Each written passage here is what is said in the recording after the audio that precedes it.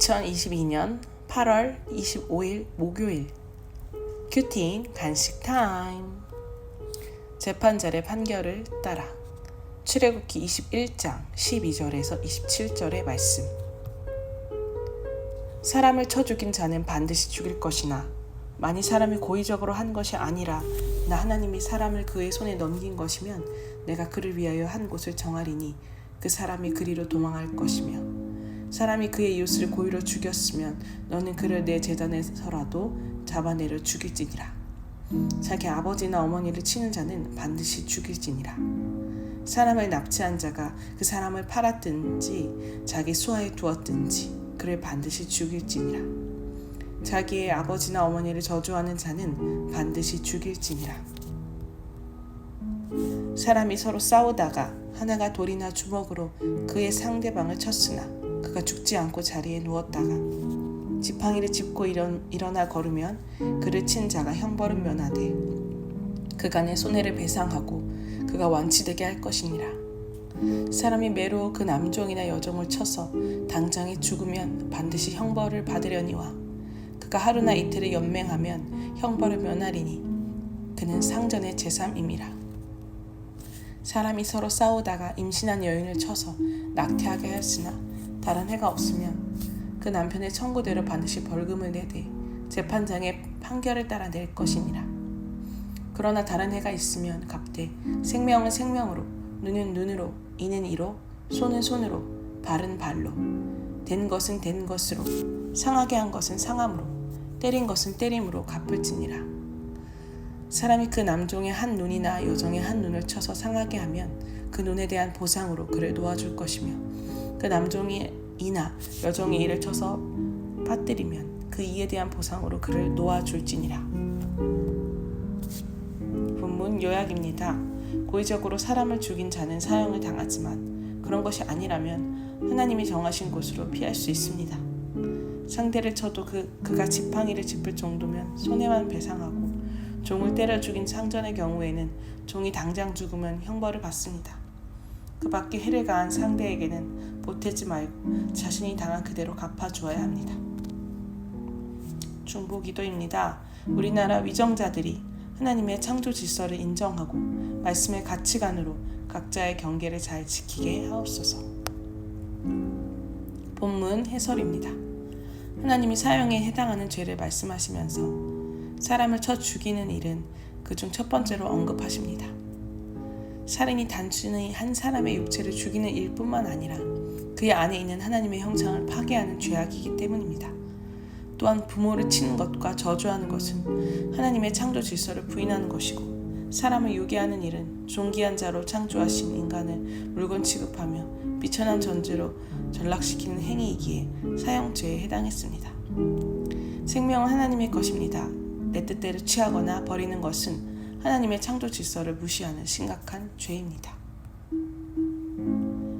하나님이 주신 생명을 귀하게 여기고 있습니까? 어떤 부모도 하나님이 허락하신 질서임을 깨닫고 공경하고 있습니까? 서로 싸우다가 한 사람이 상대방을 때려서 부상당했을 경우 때린 사람은 상대가 완전히 나을 때까지 치료해주고 손해를 배상해야 하지만 형벌을 면하도록 했습니다.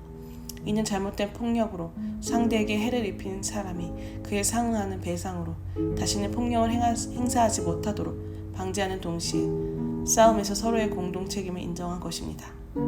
이 나라에서 벌어지는 갈등은 어느 한쪽의 잘못이 아니라 다투는 사람들 서로의 잘못 때문에 발생합니다. 따라서 다툼이 일어날 때 상대를 원망하고 비난하기에 앞서 나에게 어떤 책임이 있는지를 돌아봐야 합니다. 지금 어떤 갈등이나 다툼 중에 있습니까? 내가 책임져야 할 일은 무엇입니까? 하나님은 주인이 남종이나 여종을 때려서 그 눈이 상하거나 이가 빠졌다면 그 대가로 종을 자유롭게 풀어주도록 명령하십니다. 이처럼 하나님은 잘못된 폭력에 대해서는 작은 것이라도 엄중히 책임을 물으시며 대가를 치르게 하십니다. 하나님은 이 법을 통해 사람은 그 신분에 관계없이 누구나 폭력으로부터 보호받아야 함을 보여주십니다. 우리는 상대의 약점을 이용해 부당하게 피해를 입혀서는 안 됩니다.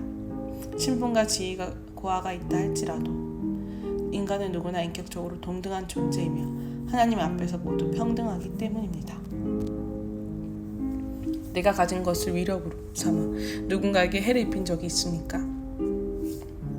기도하기입니다. 오늘 하루도 하나님이 주신 생명을 귀히 여기며 허락하신 질서에 순종하기를 원합니다.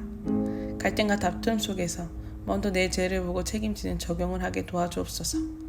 내가 가진 힘과 권세로 누군가에게 해를 입히지 않도록 지켜주옵소서. 묵상 간증입니다. 눈에는 눈, 이에는 이. 김형진. 저는 눈에는 눈, 이에는 이라는 법칙이 세상에서 통해야 한다고 생각하며 살았습니다. 누구든지 잘못을 했으면 그에 합당한 죄값을 받아야 하고 법의 처벌이 가볍게 내려진다면 사적인 복수를 해서라도 정의가 이루어지는 게 옳다고 여겼습니다. 이렇듯 사람을 쳐 죽인 자는 반드시 죽일 것이나 라는 말씀과 때린 것은 때림으로 갚을지니라는 말씀은 저의 이런 생각과 꼭 맞아 떨어졌습니다. 저는 더 이상 내 죄를 보며 살고 싶지 않아 교회 공동체를 떠난 적이 있었습니다. 당시 제가 속해 있던 소그룹에는 편찮은 몸으로 두 자녀와 사시는 호라비 집사님, 넉넉하지 않은 형편에서도 새 쌍둥이를 키우는 부부 집사님을 비롯해 고난 속에서도 말씀을 붙잡고 하루하루를 살아내는 지체들이 있었습니다. 그분과 사역자분들은 믿음의 공동체를 떠나는 저를 안타깝게 여기며 만류하셨는데 저는 귀를 막고 오히려 독서를 퍼붓기까지 했습니다. 공동체를 떠나니 처음에는 편했습니다. 굳이 내 죄를 보지 않아도 되고 세상 성공을 마음껏 자랑할 수 있으니 지질해 보이지 않아서 좋았습니다. 하지만 지체들과의 진솔한 나눔 없이 가면을 쓰고 사는 날이 계속되면서 답답함과 허전함이 커져갔습니다. 그러던 어느 날 너는 돌아와 다시 여호와의 말씀을 청종하고 라는 큐티 말씀이 주님이 제게 주시는 음성으로 들려 용기를 내어 부목사님께 전화를 드렸습니다. 목사님, 저 다시 돌아가고 싶어요. 다시는 안 볼 것처럼 냉정하게 대했던 저를 목사님과 지체들은 잘 돌아왔다며 진심으로 기뻐하고 따스하게 안아주었습니다. 그때 제가 받은 재판장의 판결은 용서였습니다. 저는 고의로 살인하고 도피성으로 도망한 자였습니다. 그렇기에 재단에서라도 잡아내려 죽임을 받아 마땅한 죄인입니다. 그런데 그 죄인이 은혜로 살아났습니다. 지금까지 저는 눈에는 눈, 이에는 이의 법칙을 지켜야만 공정한 세상이라고 여기며 살았습니다. 하지만 도피성에서 목숨을 구하고 돌아온 탕자가 되고 나니 제가 용서받아야만 살 수 있는 죄인임을 인정하게 되었습니다. 복음이 왕 노릇하여 받은 대로 갚지 않고 용서하는 공동체에 속해 살아가게 하신 하나님 감사합니다.